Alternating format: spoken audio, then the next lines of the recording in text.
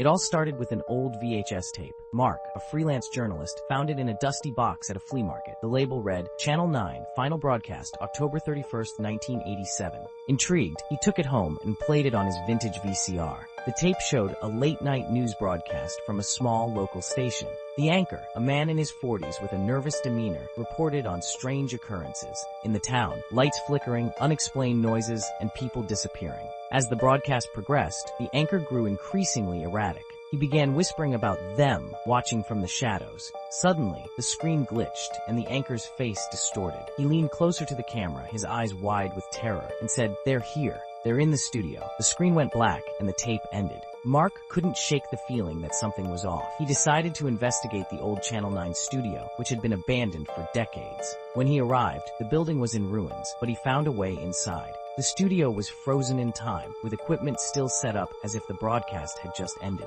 As he explored, Mark found more tapes. Each one showed increasingly bizarre broadcasts, anchors screaming, cameras falling over, and shadowy figures moving in the background. The final tape was labeled The Last Broadcast. He played it, and to his horror, he saw himself on the screen, sitting in the anchor's chair, reporting on the same strange occurrences. The tape ended with the same glitch and the same words. "They're here. They're in the studio." Mark turned off the VCR, but the TV turned back on by itself. The screen showed the studio's live feed. He saw himself from behind, sitting in the chair, just like in the tape. Before he could react, the lights went out, and he heard whispers all around him. The shadows in the room began to move. Mark realized too late that he had become part of the broadcast, a broadcast that never truly ended. As the whispers grew louder, Mark felt an icy hand grip his shoulder. He turned around, but no one was there. The TV screen flickered again, and this time, he saw the faces of the missing townspeople, their eyes hollow and their mouths moving in unison. "Join us." Mark tried to run, but the shadows closed in around him.